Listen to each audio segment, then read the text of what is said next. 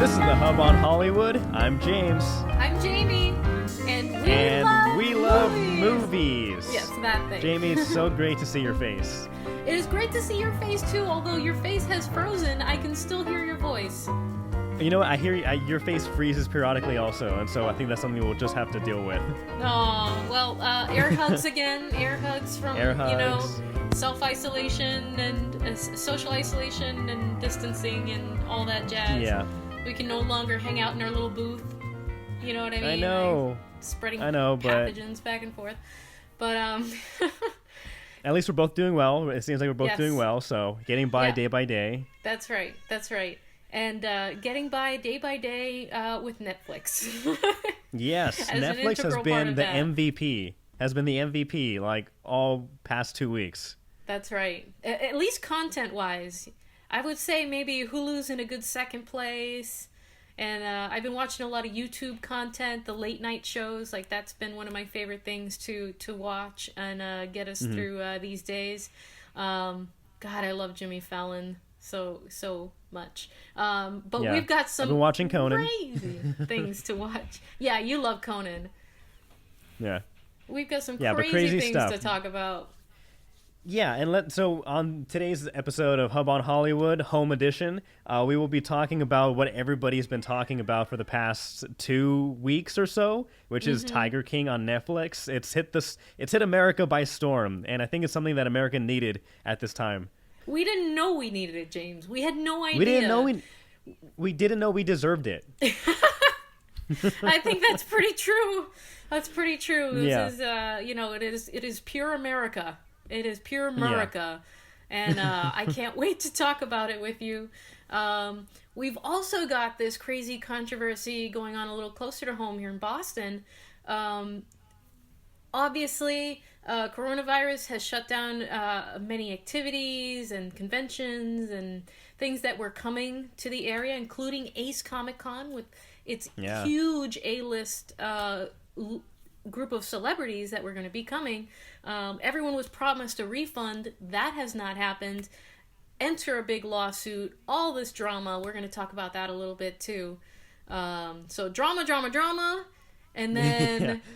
And then we'll cap off with some trivia. So maybe Marvel trivia, maybe Star Wars. Maybe it's basically Disney trivia now. But we'll get to that. Yeah, but let me ask you, before we talk about Tiger King, those that are watching, those that are listening, thank you so much. We will try to keep you entertained while we are all in this together doing our duty to social distance ourselves from each other. But if you are watching us on YouTube, please hit subscribe, please hit like. If you are catching us anywhere else on any major streaming podcast service, please share, listen, love us, like us, gotta have us. We're on iHeartRadio, Spotify, Apple iTunes. We're everywhere. So thank you so much for tuning in to this week's episode. Yeah. Yep. But glad to have you back, James. So, yeah. Tiger King. Oh, and one of the things that, one of the phrases, the ways of looking at this that I really have enjoyed lately is these are ways that we are staying in touch without touching. So, let's keep doing that. Tiger King, James. Yes. WTF, my mind. Like just explosions, and if we could get some special effects in here. We don't have the budget, but ba-boom, no. Like, just my mind is exploding. Give me your initial thoughts. Let's just talk about initial thoughts, and we'll go into the details here. This is just bananas.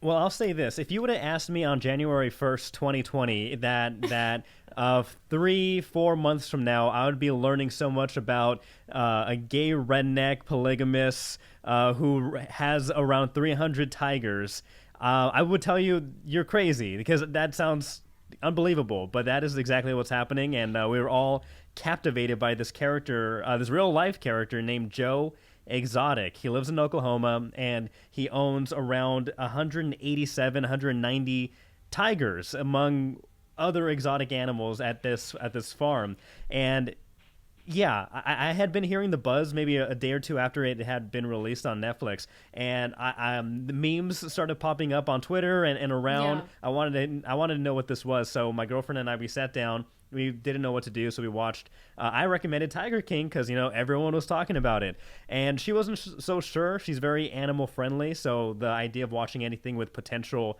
animal abuse was not good. But 5-10 minutes in, we were both hooked, and it became our show of quarantine. Yeah, the show of quarantine. That is a great title for it. So let's talk about these cast of characters. You've got Joe Exotic, as you were saying, gun-toting, redneck, gay polygamist, who is larger than life, and just the spangly outfits, the spangly cowboy Don't forget outfits, country singer. And country sing. Was that actually him singing? So that was not him. Apparently, Yeah. there's this band that was hired by him, and they sang all the songs. They may have written the songs, I'm not sure, but they definitely sang the songs. And I was actually, when I first heard Joe Exotic singing, I was honestly impressed. I was like, that's surprisingly good. But now it makes more sense. Too good to be true. Too good to be true. Too good to be true. So But yeah, this he loves creating the music videos, and that was one of my very favorite parts of this entire series, is how they wove in like all of these music videos into each and every episode, because it's just so surreal, and it's so it's entertaining and sensational and just weird. So yeah, they did a really good job of that. For those living under a rock, Tiger King, let me just give you the quick rundown. It's a true crime documentary series about the life of Joseph Allen Maldonado Passage, a.k.a. Joe Exotic. And it focuses on the small but deeply interconnected society of big cat conservationists, rather, like Carol Baskin, owner of Big Cat Rescue, and other exotic animal collectors. And during all this, okay, so this mini docuseries has many points of focus. You talk about Joe Exotic, this gun touting, as you mentioned, tiger loving, gay polygamist, and self-admitted meth user, who is running this farm and ran for governor and ran for president. Yeah, unsuccessfully, in case you haven't been aware in the past 3 or 4 years. But yeah, so not only does it follow his story, but it also follows his arch nemesis, this Carol Baskin's blood feud, this horrible blood feud, this deep hatred that he has for this woman, Carol Baskin, who runs Big Cat Rescue that you were mentioning in Tampa, Florida, and that feud just fuels everything that happens, this downward spiral of a man who began seemingly, with this very sincere love for these big cats and for this zoo, and it kind of just, you watch it devolve, and that darkness seep in, and that hatred grow, that greed. and that greed, and that, I'm the king, I am, I'm so famous and all of that. So between the fame and the hatred, you see this crazy spiral of events. So that Carol Baskin is his arch nemesis. She runs Big Cat Rescue, which is a animal rights group which followed Joe Exotic all across the country to stop him from taking tiger cubs around and doing his cub petting and trying to get him out of business essentially from day one. Yeah, basically, everybody in the mini docuseries, they claim to be animal lovers, which I do believe, and conservationists. However, we meet several other exotic collectors, but they all are driven by greed. They find out how much, not only money can these big cats and tigers in particular, not only do they know how much money that could bring in, but also how much power over other people that this weird world of tiger owning, big cat owning or ownership. It's really bizarre because you think things can't get any crazier from episode 1, and things just progress. And now I think we've reached that point where most people have figured out what Tiger King is, and may have seen it all by now. Is there any particular part during the entire series that stuck out to you the most? Because there are several that stuck out for me. Well, one of the characters who stuck out the most for me was Joe Exotic's mentor there, the Bhagavan, the Doc Antle. with his tiger preserve. We're in South Carolina, I believe, and this guy is like a John Gotti type, and he's got you learn he's extremely charismatic. And he's got this tiger preserve, and he provided animals for all of the movies that we loved in the 90s, like the Ace Ventura movies, just to name a couple. But then you start to learn about like the sex cult, that he has. Yeah, that was out of nowhere. The him and Joe Exotic, and how they manipulate these young people who have nowhere else to go, and and control every aspect of their lives so that they're working nonstop and not getting paid and doing sexual favors, and like it's just crazy. So having the sex cult, and then what actually happens to the animals, I think the part that made me like stop and like catch my breath the most was when they kind of dropped the bomb, like this guy Doc Antle, as soon as those baby cubs, as soon as those little tigers are old enough, he kills them. Supposedly, allegedly. Joe Exotic kills them, allegedly. And Joe Exotic and Doc Antle, that they allegedly euthanize them. Just euthanize. They just get rid of them so that they can make more money. And all the while they're talking about conservation and education, and they're just raking in the dough and raking in these, vulnerable people, and it gets really dark. It gets so dark so quickly. Yeah. And you just can't believe it. And you have to see it to believe it. And I don't know how these documentary filmmakers got the extent of footage that they got, but it's so intimate and deep in the details, and you follow these individual people and you feel like you're there. You can really understand what happened. Doc Antle and his relationship with Joe Exotic, but really Doc Antle disturbed me the most. What about you, James? So, several things. The biggest thing, the big picture from what I took out of it is how much lack of government regulation there is over big cat or exotic animal ownership. Because, again, you have one guy in Oklahoma who owns around 200 tigers, and nobody keeps track of these tigers. Apparently, they disappear, or no one sees them, or no one's keeping track of how many are being born or being bred. And so that was a big thing at the end of the entire series.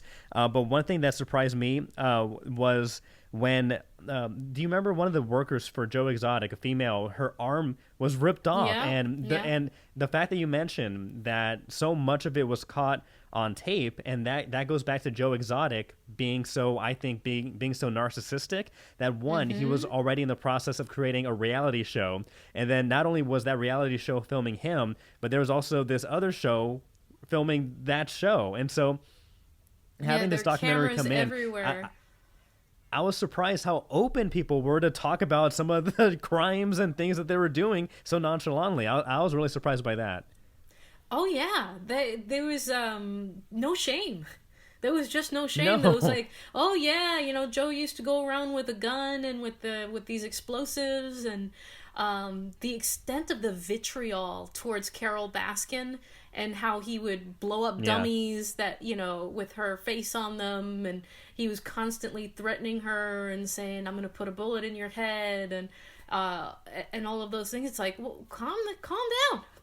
Like they are putting this out there. Like, why are the police? Why do you have guns and animals? Yes, guns and animals, and bringing in people right out of prison to run his zoo. Oh, and just the state of how those people were living on his property, like with the roaches and the rats, and eating the expired food from Walmart because they had nothing else, and it. Oh, just the goodness. Details, James, the details. It makes your skin crawl. Like, all of it just makes your skin crawl. Now, we do have to talk about, I know you said that you're on a team Baskin. However, I am on Team Carol. A part of this series really does focus heavily on the assumption or the allegations that have been pressed against her by other conservationists who believe that she is responsible for her ex-husband's disappearance, which has he's been identified, or at least marked as dead by the state and by the government. Right. But she, again, there are a lot of missing missing details that we're not hearing, that I don't think we're hearing from Carol. And the suspicion Everybody seems is so appropriate. suspicious of her. I'm not saying she's guilty. All I'm saying is she too is also benefiting heavily, monetarily wise and power wise, but through her big cat rescue organization by itself. Okay, and look, on top of that, the disappearance of her husband. I don't know. There's a lot of unanswered questions. Look, all I'm saying, James, is of all this cast of characters of crazy narcissists, she's the least crazy. Or at least she makes herself seem that way. She's just the smartest. Because she frames herself in the right way. She's doing this for the animals and all of that. And she speaks reasonably. Maybe she's just really good at saying what she knows that you want to hear. Yeah. Sure, but maybe her husband had it coming, James. Maybe her husband deserved it. You know what I mean? I don't know. He was a tiger breeder who wanted to move their zoo to Costa Rica so that he could do all these horrible things to animals. But she had apparently threatened to kill him, and he had filed a restraining order, so it seems like he was the one trying to get away. But we forget about that, don't we? What if he was just filing that restraining order to make it seem like she was going to kill him so that he could fake his death and disappear and live, right? Remember there was a part where he said to one of these associates, if I pull this off, it'll be the slickest thing I ever do. I think he just took off. I think he was running away from his previous family. I think he was running away from her, and he just wanted to start over in some little island somewhere, sipping margaritas. And she got married very quickly afterwards. She got married and met somebody new. Oh my god! But okay, but that's different. Leave Joe. I know that is another story, but yeah, we'll get to Joe in just a second. But yeah, okay. Aside, Carol did herself move on very, very quickly, very suspiciously, if I might add. Do you think that she fed her husband to the tigers, James? For legal reasons, I will say I don't know. But there are a lot of people who think that she did. There are a lot of people who think she fed her. I just don't think that she fed him to the tigers. I could believe that. I don't think she fed him to the tigers. She could have done something else. So my husband is convinced that... A lot of gators. My husband is convinced that she did it only because there was one video in particular, I guess, where she had made some videos in the 80s and 90s, I guess, when they were actually selling tigers and breeding them, just the same as Joe Exotic, just the same as the Doc Antle.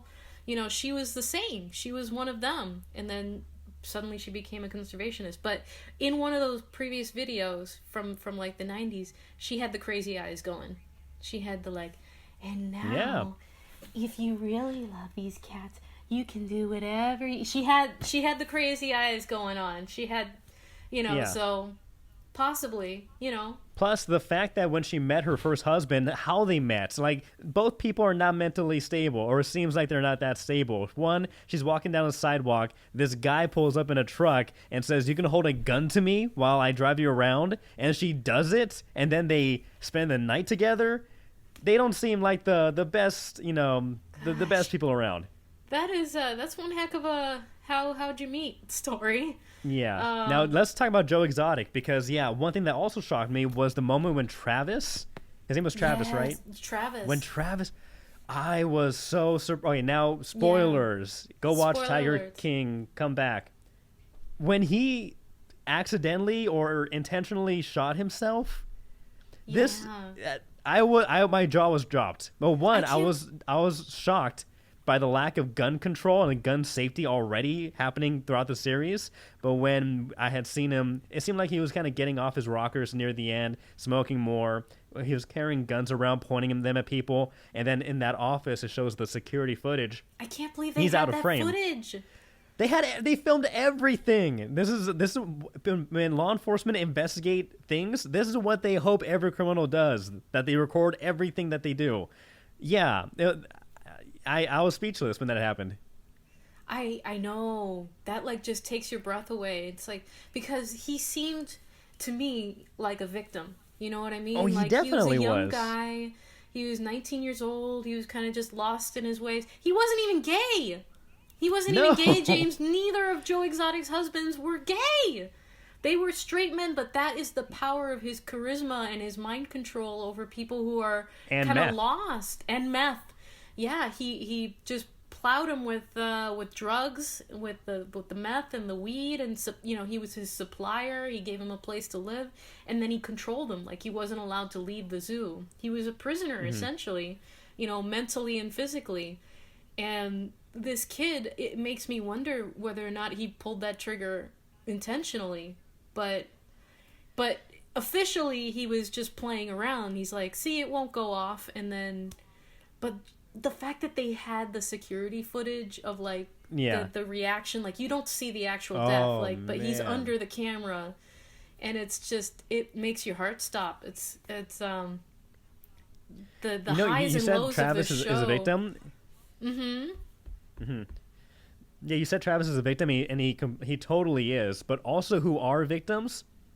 Almost everybody who interacts with Joe, Carol, and the rest of the other conservationists, whether it be in that sex cult or other businesses or whatever, or anybody who's cheated or swindled. But it seems like everybody who had gone to, for example, Joe Exotic, everybody who had gone to work for him, they got pulled into the drama of him and Carol. And then everybody who worked with, who knew Carol, everybody who worked there, they were being harassed by other people who were protesting them. And so everybody... Their lives were negatively affected just by knowing these people who hated each other, or this circle of conservationists. Yeah, it was just kind of unbelievable how that spiral. It was a very dark descent for Joe Exotic. Like I said, I think he started from a good place, but that feud, it put the animals in the background. You know what I mean? And it was really... One of the other shocking things was... I forget the name of the town, but there was one person who had owned a bunch of tigers and bears and whatnot. Lions and tigers and bears, oh my! And he unleashed them on a city. He just... And then killed himself, Killed himself, opened all the cages, and this entire town was terrorized... by all those animals that were released, and a lot of the animals had to be shot and killed. So there's just the extent of the animal abuse too, and with the baby tigers and the adult tigers in general, and like you said with the guns, just these people are running around that zoo toting guns and shooting things and blowing things up left and right, and no one is mentally right. It was a powder keg. It was a powder keg ready to explode. And it does eventually... There is an explosion. Yeah, it's a little fire explosion. And I was talking about earlier the lack of regulation, because according to the documentary, there are around 5,000 and 10,000 tigers or big cats in America alone. More than how many there are in the wild. In the wild.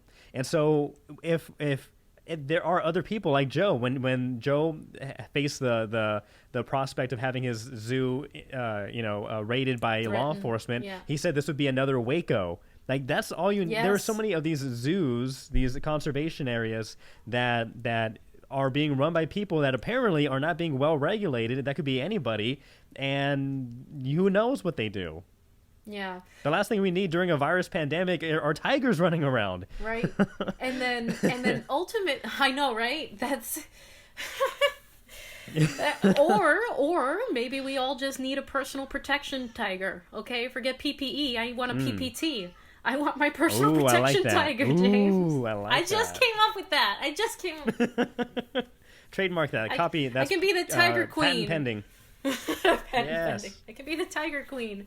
But it was so disconcerting. Like I said, it gets under your skin. It's like, this could be not anybody. Just very few people have that charisma, or those kinds of like classic narcissists. And you give them a couple hundred of these massive, deadly animals, and it's unbelievable. But it all culminates in where Joe Exotic found himself today. Yeah. So he's in prison. Shocker. You don't say. He ends up. Yeah, so he ends up in prison for initially. I guess he had faced obviously animal violations, animal rights violations or whatnot. But he was nailed when he allegedly, well, he was found guilty of it, of hiring a hitman to kill Carol Baskin. And then they really nailed him on the exotic animal violations. And so so he was sentenced to 22 years. He's filed since the release of the documentary, he has learned of his newfound fame, and apparently he's loving it. And now he's filed a $94 million lawsuit against, I believe, attorneys, against the justice system, because he believes that he was targeted. And again, and he was right. Everybody snitched, and everybody not snitched, but yeah, both his enemies and his friends, they all started working with law enforcement to pretty much nail him, and he was the only one, apparently, from as far as what the documentary shows, only person to be penalized, and in this case, imprisoned.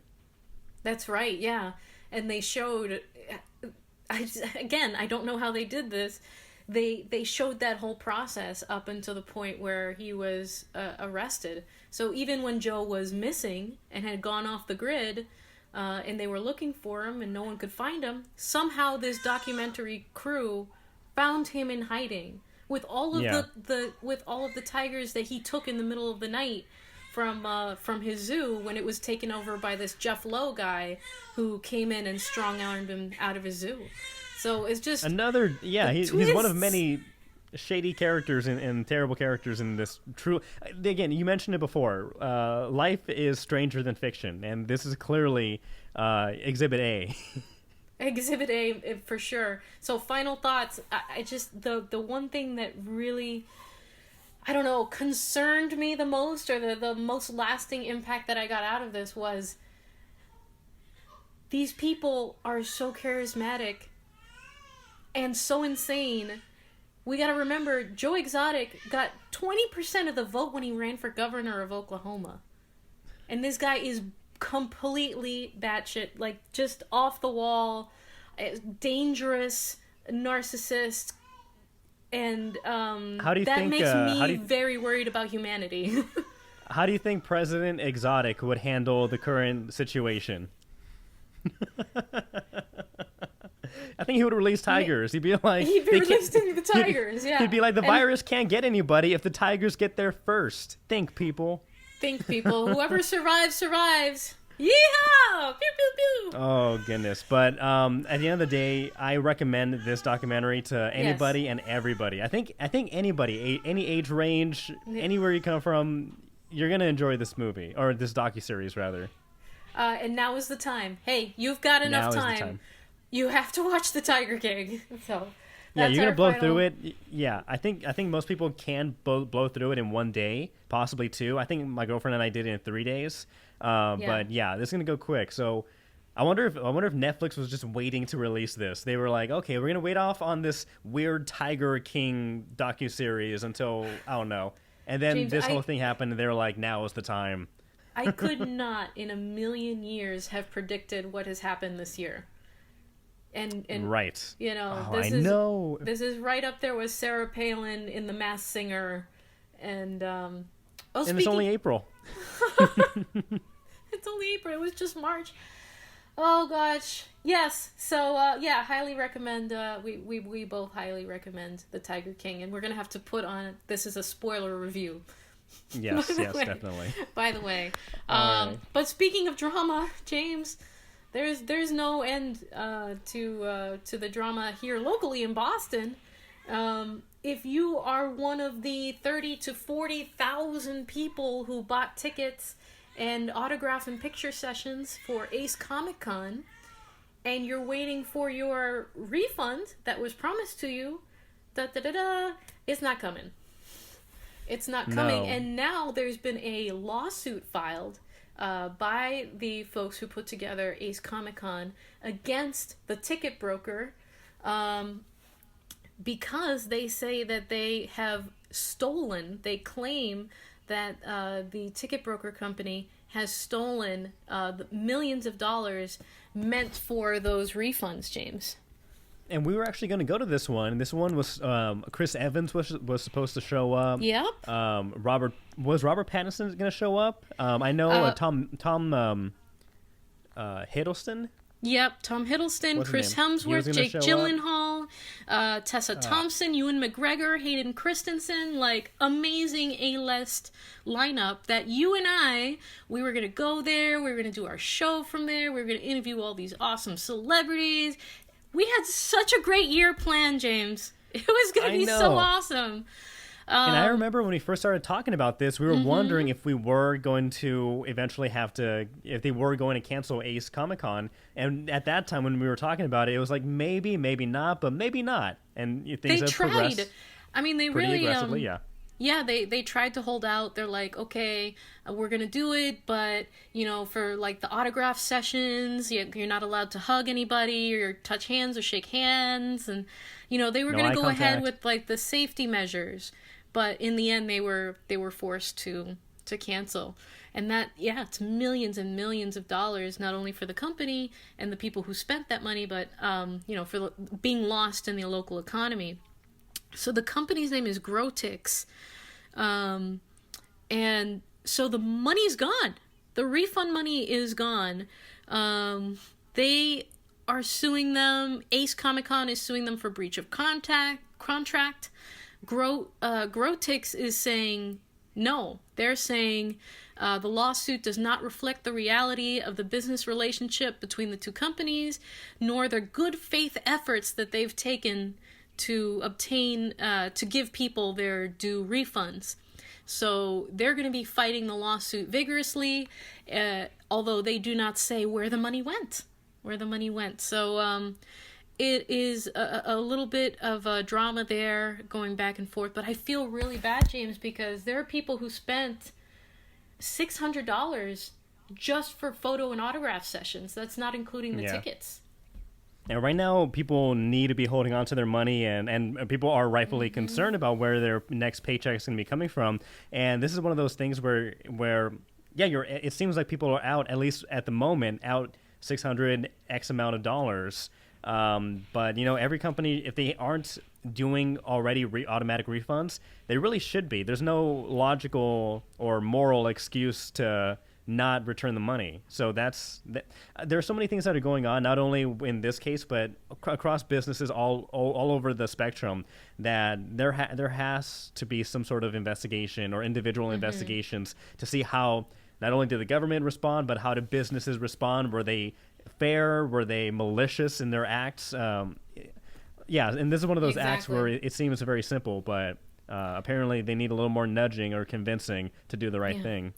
Well, we'll continue to follow this one for you guys, and hopefully in the end, maybe some people get their money back. But it's just, oof, that's a hit in the wallet if you paid for those autograph sessions, especially.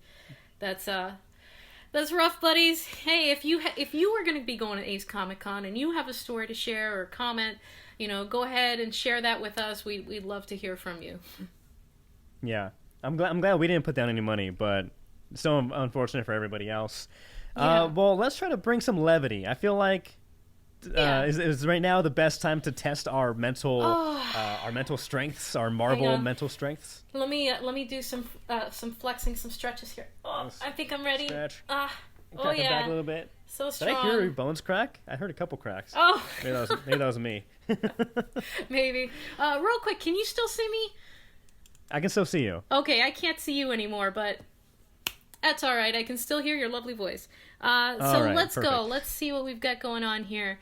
James, I want to see how good your MCU knowledge is. Some of these are easier than others, but let's do some James Rojas MCU knowledge flexing right here. Okay? So first question for you.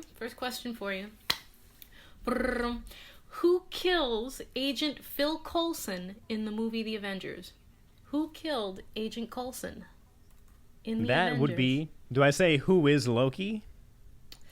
You can if you want to be all fancy and show off. Who is Loki? That is correct! Yay! Do I get a bell? Applause track. By the way, the prize here is 1 roll of toilet paper.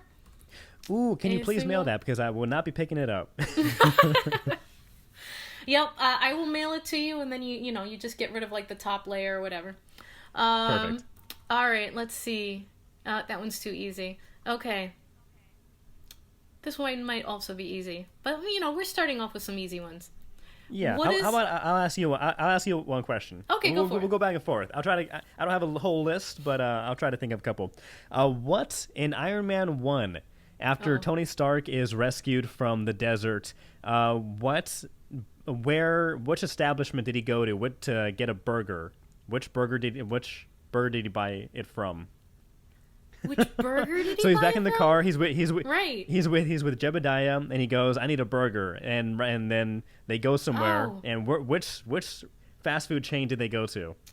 Oh well, dang, James! I just This watched is pretty that movie. good. That is an excellent question. Was it In-N-Out Burger? No, I wish. No. Oh, what is it? It was Burger King.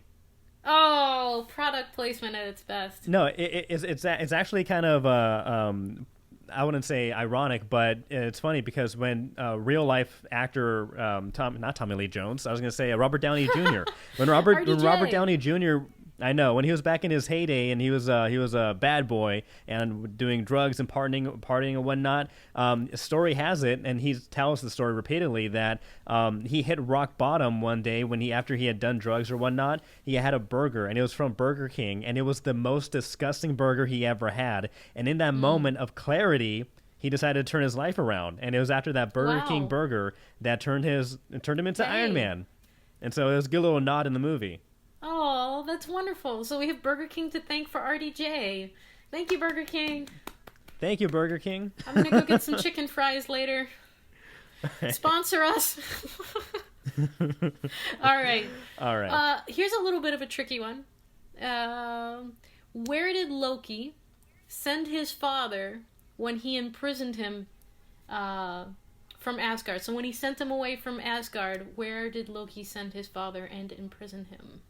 I don't have the exact answer, but he sent him to a senior living center in New York. After the senior living center, what country was he in?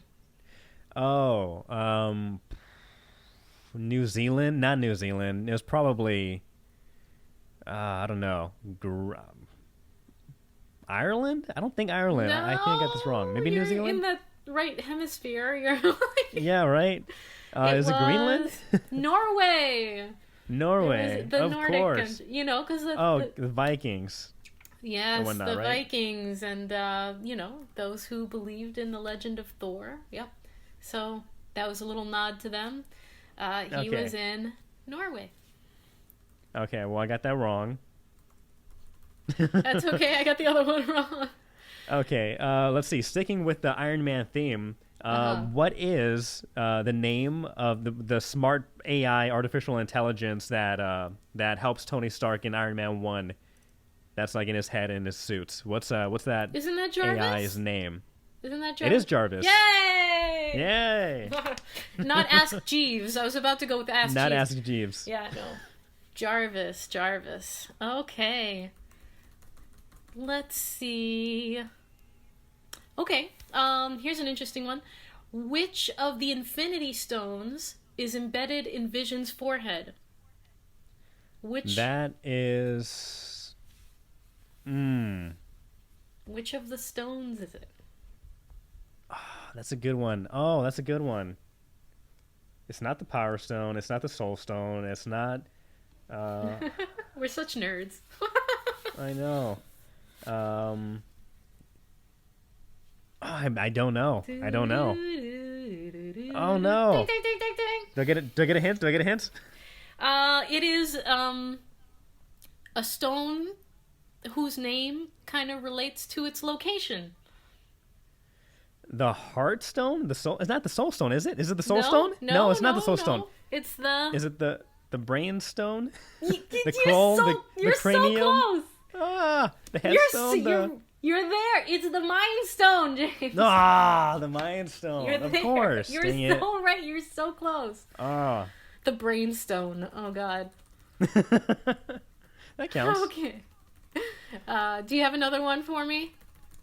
Sure. Let's see. Da, da, da, da, da.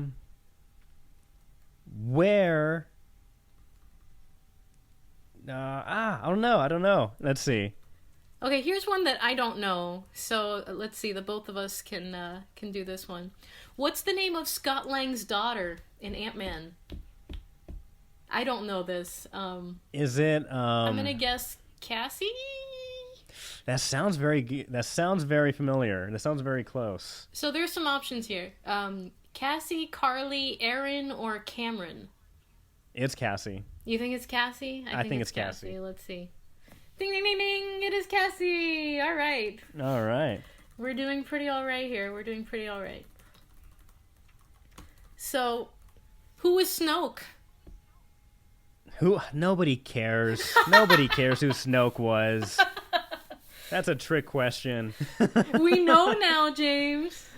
Apparently it was Darth Sidious's clone. Yeah.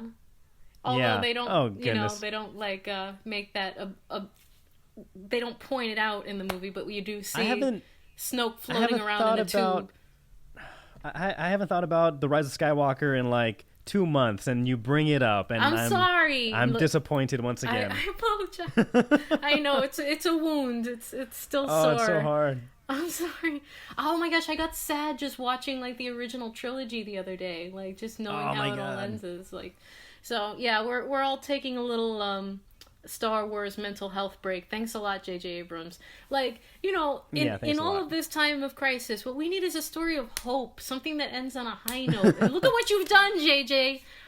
Look at what you've done. Think about it. Go think about what you've done. Okay? Go sit in your room. Okay, I have a trivia for you. So all right, you may have had to seen Captain Marvel to get this one. How did Samuel L. Jackson lose his eye? Very good question. It was that weird cat monster. Yes. It was that weird cat monster that clawed his eye because he was yelling at it or something. What did the cat do? I forgot. I don't know. The cat was pretty chill and cool to him for most of the movie, and then at the very end, they needed to pull his eye out, so the cat just switched for plot purposes, I guess. So what does he tell people? What does he tell people that he lost his eye? What's the story that he tells people? I don't know, but I watched recently Winter Soldier, and he tells Chris Evans that last time he trusted somebody, he lost an eye. So it sounded like a really cool battle or something, or a big best friend turning enemy. But nope, it was an alien cat thing. Alien's weird cat monster. Perfect. Yeah, that one was kind of a letdown. I was hoping for a much bigger, interesting story, but No, I know, but it is funny. Let's see. Let's see if we can find one more. Let's see if we can find one more here. Okay. Well, we've got the Doctor Strange movie coming up. The Multiverse of Madness. The Multiverse of Madness, the very first horror movie in the MCU. So let's why don't we end with a Doctor Strange question? Which one of the dimensions does the Ancient One show Doctor Strange to practice his magic safely? There are some options. Is it the mirror dimension, the reality dimension, the future dimension, or the illusion dimension? I'm going to say the mirror dimension. Mirror? I'm going to guess illusion, because I never saw that one either. So let's see. Oh, you're probably mirror it is. And James wins the toilet paper. Hey. Hopefully that wasn't your last roll. I had a couple. Okay. Well, thank you for playing with me, James. Hopefully, Jamie, folks out there can played along with us, and hopefully they did all right. Yeah, for those of you playing along with us, did you get all the answers right? I'm kidding. No, but again, everybody who is tuning in either via YouTube or listening to us on any of the major podcasting streaming services, thank you so much for letting us entertain you. We need more levity, we need more entertainment, and we're here for you. Also, follow us on social media. We're everywhere, right? That's right. We're on Twitter. We're on Facebook. We're on Instagram. We're on YouTube. Search for us, The Hub on Hollywood. And we're also on all the major streaming services. We're on iHeartRadio. We're on Spotify. We're on iTunes. Look for us. You will find us. And we will have so much fun together, guys. Hit the like, smash the like, retweet, and do all the other things that the kids do nowadays. Now, here's my question for those listening or watching. What are you going to binge on? Have you seen Tiger King? What are your thoughts? Do you plan on re-binging a series that you've already seen? I've heard some people have been diving back into Mad Men, which is great. Oh, yeah. So do you have anything particular you might be diving back into or trying something else new? My husband is all about Ozark. And as the new season of Ozark has come out, and so he's like rewatching all of Ozark and then watching some of the new stuff. I've been watching once. I went back and I watched Anne of Green Gables, and I'm going to be watching The Mandalorian again. I've been really binging hard on the Disney Plus and all of the classic Disney movies, and just, providing the proper education, the proper movie education for my son. Yes. You can't go wrong with a lot of the classics. So there's plenty of content out there. Shell out that $6 a month, and hopefully we can all get through this together, James. And we shall. And we shall. So thank you guys for listening/watching to The Hub on Hollywood. I'm Jamie. I'm James, and we'll see you next week. Bye.